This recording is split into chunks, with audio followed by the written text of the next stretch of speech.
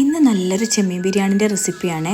അതിന് വേണ്ടിയിട്ട് കഴുകി വൃത്തിയാക്കിയിട്ടുള്ള തലയോടുക്കൻ തന്നെയാണ് കേട്ടോ ചെമ്മീൻ എടുത്തിട്ടുള്ളത്. അതിലോട്ടേക്ക് ഉപ്പ്, മഞ്ഞൾപ്പൊടി, മുളക് പൊടി, പിന്നെ ജിഞ്ചർ ഗാർലിക് ചില്ലി പേസ്റ്റും കൂടി ഇട്ടിട്ട് ഇതുപോലെ നല്ലോണം മിക്സ് ആക്കി കൊടുക്കുക കേട്ടോ. അപ്പോൾ ഞാനൊരു 4 സവാള 3 വലിയ തക്കാളി എടുത്തിട്ടുണ്ട്. അപ്പോൾ ചെമ്മീൻ ഞാൻ കുറച്ച് സമയം ഒന്നിട്ട് മാരിനേറ്റ് ചെയ്തിട്ട് വെച്ചിട്ടുണ്ടേനു. ഇനി അത് നമുക്കൊന്ന് ഫ്രൈ ചെയ്യാനായിട്ട് ഇട്ട് കൊടുക്കാം.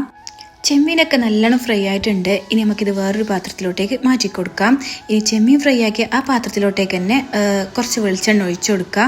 അതിലേക്ക് നമ്മൾ ഇതുപോലെ നേർങ്ങനെ കട്ട് ചെയ്ത് വെച്ചിട്ടുള്ള സവാള ഇട്ട് കൊടുക്കുക. ആവശ്യത്തിനുള്ള ഉപ്പും കൂടി ഇട്ടിട്ട് നല്ലോണം വഴറ്റിയെടുക്കുക കേട്ടോ.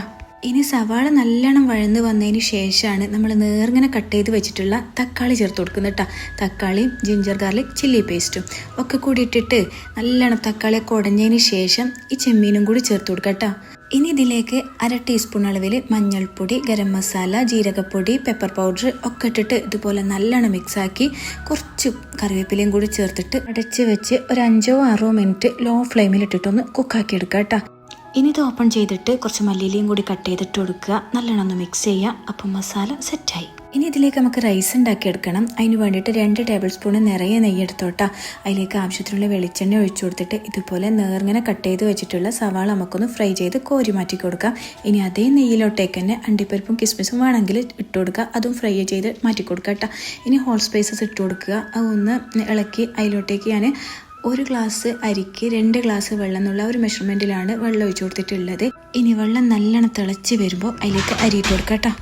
നെയ്ച്ചോറ്റിൻ്റെ തന്നെ കൈമ റൈസാണ് കേട്ടോ ഞാനിവിടെ എടുത്തിട്ടുള്ളത്. അഷ്റഫ് അരി, അയ്യൂബ് അരി, അങ്ങനെയൊക്കെ കുറേ പേരിലുള്ള അരി ഉണ്ട് കേട്ടോ. നമ്മൾ ഈ കണ്ണൂർ അരി ഇട്ടിട്ട് നല്ല തിള വരുന്നവരെ ഫുൾ ഫ്ലെയിമിൽ വെച്ച് കൊടുക്കുക. അത് കഴിഞ്ഞിട്ട് തിള വന്ന ഉടനെ മാറ്റി നമ്മൾ ലോ ഫ്ലെയിമിൽ വെച്ച് കൊടുക്കണം. എന്നിട്ട് വെള്ളം വറ്റിച്ചെടുക്കുക.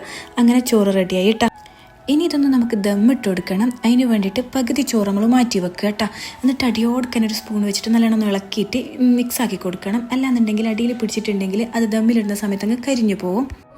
ഇനി വീഡിയോയിൽ കാണുന്ന പോലെ അങ്ങ് ചെയ്ത് കൊടുത്താൽ മതി. ഗരം മസാലയും മല്ലിയിലയും മസാലയൊക്കെ ഇട്ട് കൊടുത്തതിന് ശേഷം ഒരു സ്പൂൺ വെച്ചിട്ട് ലെവൽ ചെയ്ത് കൊടുക്കുക. നമ്മൾ എടുത്ത് വെച്ചിട്ടുള്ള റൈസും കൂടി ഇട്ട് കൊടുക്കുക.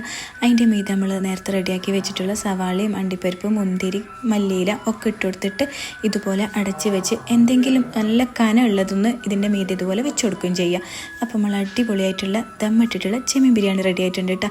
ഇതുപോലെ ഉണ്ടാക്കാത്തവർ ഒന്ന് ഉണ്ടാക്കി നോക്കുക. ഫീഡ്ബാക്കൊക്കെ പറയുക. ഇതുപോലെ റെസിപ്പിക്ക് വേണ്ടിയിട്ട് മിസസ് കണ്ണൂർ ഫോളോ ആക്കുക. അടുത്ത വീഡിയോയിൽ കാണാം.